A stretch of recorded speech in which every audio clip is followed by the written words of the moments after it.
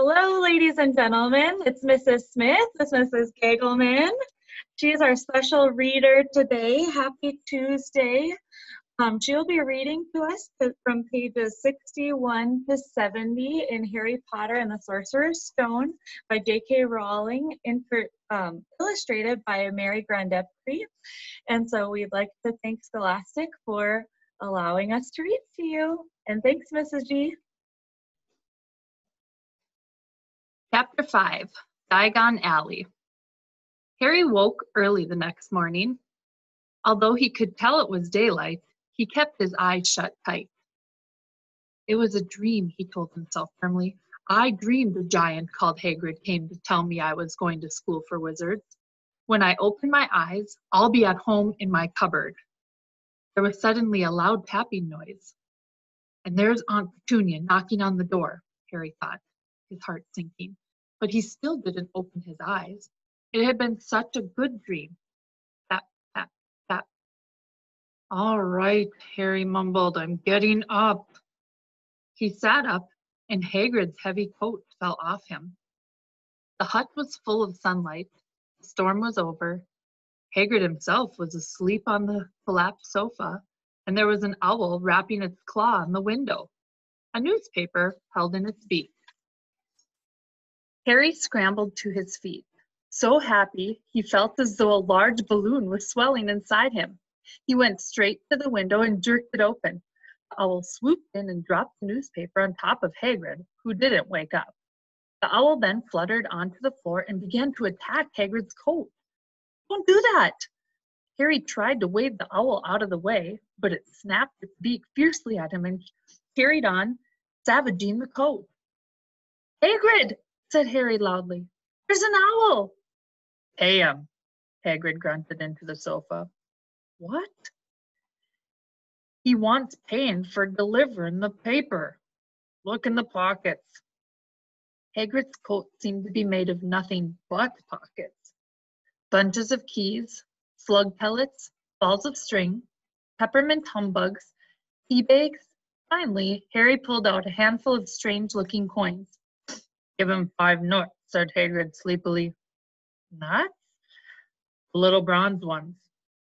Harry counted 5 little bronze coins, and the owl held out his leg so Harry could put the money into a small leather pouch tied to it. Then he flew off through the open window.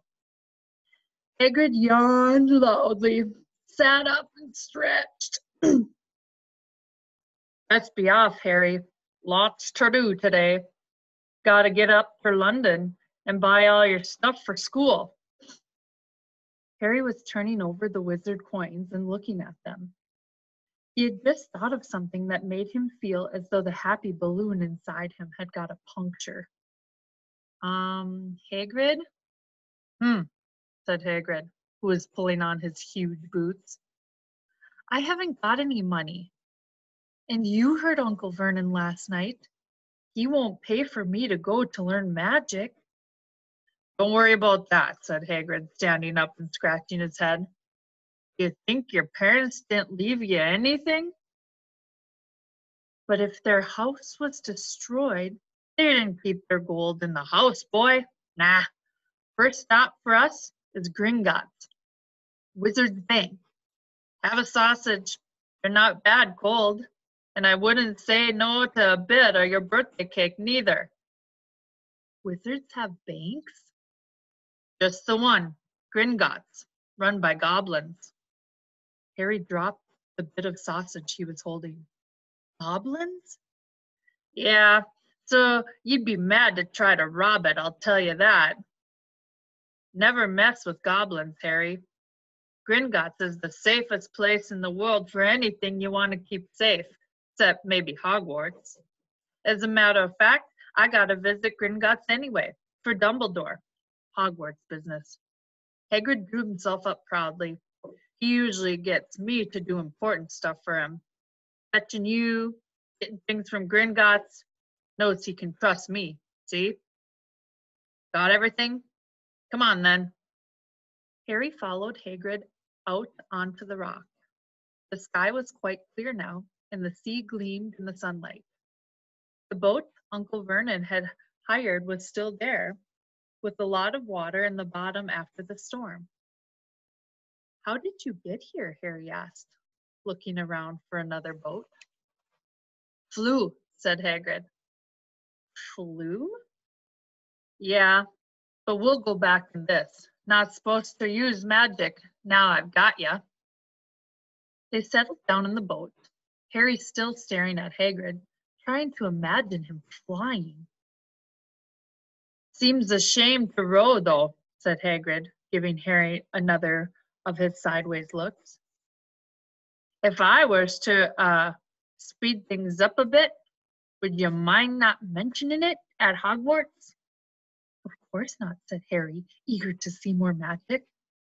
Hagrid pulled out the pink umbrella again, tapped it twice on the side of the boat, and they sped off toward land. Why would you be mad to try and rob Gringotts? Harry asked. Spells, enchantments, said Hagrid, unfolding his newspaper as he spoke. They say there's dragons guarding the high-security vaults, and then you gotta find your way. Gringotts is hundreds of miles under London, see? Deep underground. You'd die of hunger trying to get out, even if you did manage to get your hands on something. Harry sat and thought about this, while Hagrid read his newspaper, the Daily Prophet.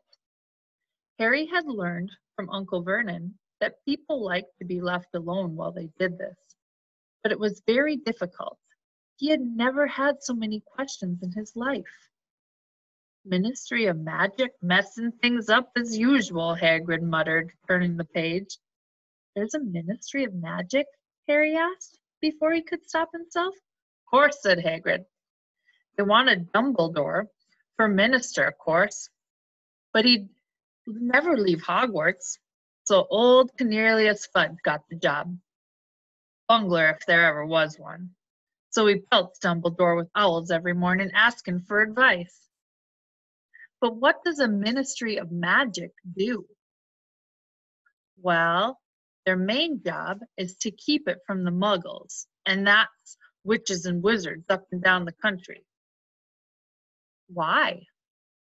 Why? Blimey, Harry, everyone be wanting magic solutions to their problems. Nah, we're best left alone. At this moment, the boat bumped gently into the harbor wall. Hagrid folded up his newspaper, and they clambered up some stone steps onto the street. Passerby stared a lot at Hagrid as they walked through the little town to the station. Harry couldn't blame them. Not only was Hagrid twice as tall as anyone else, he kept pointing at perfectly ordinary things like parking meters and saying loudly, "See that, Harry? Things these muggles dream up, eh?" Hagrid, said Harry, panting a bit as he ran to keep up. Did you say there are dragons at Gringotts? Well, so they say, said Hagrid. Cracky, I like dragon. You'd like one? Wanted one ever since I was a kid. Here we go. They had reached the station. There was a train to London in 5 minutes' time. Hagrid, who didn't understand muggle money, as he called it, gave the bills to Harry so he could buy their tickets. People stared more than ever on the train. Hagrid took up 2 seats and sat knitting what looked like a canary yellow circus tent. Still got your letter, Harry? He asked as he counted stitches. Harry took the parchment envelope out of his pocket. Good, said Hagrid. There's a list there of everything you need. Harry unfolded a second piece of paper he hadn't noticed the night before and read, Hogwarts School of Witchcraft and Wizardry. Uniform. First-year students will require 3 sets of plain work robes, black, 1 plain pointed hat, black, for everyday wear, 1 pair of protective goggles, dragon hide or similar, 1 winter cloak, black, silver fastenings. Please note that all pupils' clothes should carry name tags. course books. All students should have a copy of each of the following: The Standard Book of Spells, Grade 1, by Miranda Goshawk, A History of Magic, by Bathilda Bagshot, Magical Theory, by Adalbert Wathling, A Beginner's Guide to Transfiguration, by Emmerich Switch, 1000 Magical Herbs and Fungi, by Fidelis Bohr, Magical Drafts and Potions, by Arsenius Jigger, Fantastic Beats and Where to Find Them, by Newt Schmonder, The Dark Forces, A Guide to Self-Protection, by Quentin Trimble. Other equipment: 1 wand, 1 cauldron, 1 set glass or crystal vials, 1 telescope, 1 set brass scales. Students may also bring an owl or a cat or a toad. Parents are reminded that first years are not allowed their own broomsticks. Can we buy all this in London? Harry wondered aloud. If you know where to go, said Hagrid. Harry had never been to London before. Although Hagrid seemed to know where he was going, he was obviously not used to getting there in an ordinary way. He got stuck in the ticket barrier on the underground and complained loudly that the seats were too small and the trains too slow. I don't know how the Muggles manage without magic, he said, as they climbed a broken-down escalator that led up to a bustling road lined with shops. Hagrid was so huge that he parted the crowd easily. All Harry had to do was keep close behind him. They passed bookshops and music stores, hamburger restaurants and cinemas, but nowhere that looked as if it could sell you a magic wand. This was just an ordinary street full of ordinary people. Could there really be piles of wizard gold buried miles beneath them? Were there really shops that sold spell books and broomsticks? Might this not all be some huge joke that the Dursleys had cooked up? If Harry hadn't known that the Dursleys had no sense of humor, he might have thought so. Yet somehow, even though everything Hagrid told him so far was unbelievable, Harry couldn't help trusting him. This is it, said Hagrid, coming to a halt. The Leaky Cauldron. It's a famous place. It was a tiny, grubby-looking pub. If Hagrid hadn't pointed it out, Harry wouldn't have noticed where it was there. The people hurrying by didn't glance at it. Their eyes slid from the big bookshop on one side to the record shop on the other, as if they could see the Leaky Cauldron at all. In fact, Harry had the most peculiar feeling that only he and Hagrid could see it. Before he could mention this, Hagrid had steered him inside. For a famous place, it was very dark and shabby. A few old women were sitting in a corner drinking tiny glasses of sherry. One of them was smoking a long pipe. A little man in a top hat was talking to the old bartender, who was quite bald and looked like a toothless walnut. The low buzz of chatter stopped when they walked in. Everyone seemed to know Hagrid. They waved and smiled at him, and the bartender reached for a glass, saying, "The usual, Hagrid?" "Can't, Tom. I'm on Hogwarts business," said Hagrid, clapping his great hand on Harry's shoulder and making Harry's knees buckle. "Good Lord," said the bartender, peering at Harry. Can this be?" The Leaky Cauldron had suddenly gone completely still and silent. "Bless my soul," whispered the old bartender. "Harry Potter? What an honor." He hurried out from behind the bar, rushed toward Harry, and seized his hand, tears in his eyes. "Welcome back, Mr. Potter, welcome back." Harry didn't know what to say. Everyone was looking at him.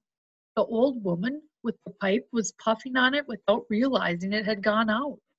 Hagrid was beaming. Then there was a great scraping of chairs, and the next moment, Harry found himself shaking hands with everyone in the leaky cauldron. Doris Crockford, Mr. Potter, can't believe I'm meeting you at last.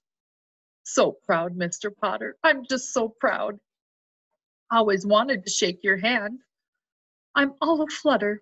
Delighted, Mr. Potter. Just can't tell you. Diggle's the name. Elidus Diggle.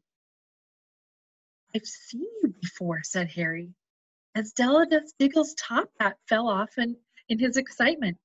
You bowed to me once in a shop. He remembers, cried Elidus Diggle, looking around at everyone. Did you hear that? He remembers me. Harry shook hands again and again. Doris Crockford kept coming back for more. A pale young man made his way forward very nervously. One of his eyes was twitching. Professor Quirrell, said Hagrid. Harry, Professor Quirrell will be one of your teachers at Hogwarts. Potter, stammered Professor Quirrell, grasping Harry's hand. Can't tell you how pleased I am to meet you. What sort of magic do you teach, Professor Quirrell? Defense against the dark arts, muttered Professor Quirrell, as though he'd rather not think about it. Not that you need it, eh, Potter? He laughed nervously.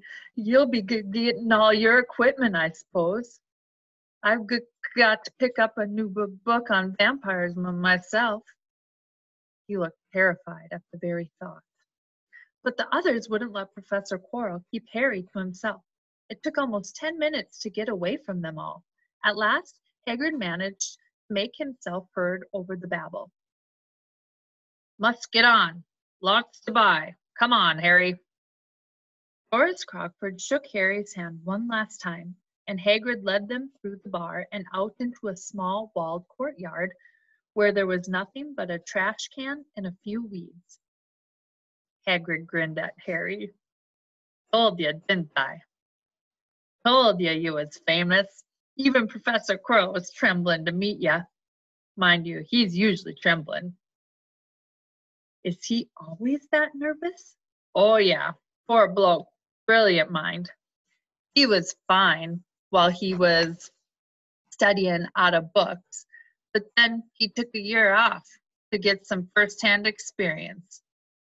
They say he met vampires in the Black Forest, and there was a nasty bit of trouble with a hag. Never been the same since.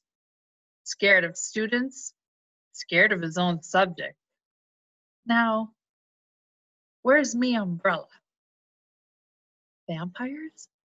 Hags? Harry's head was swimming. And we will stop there for today. Okay.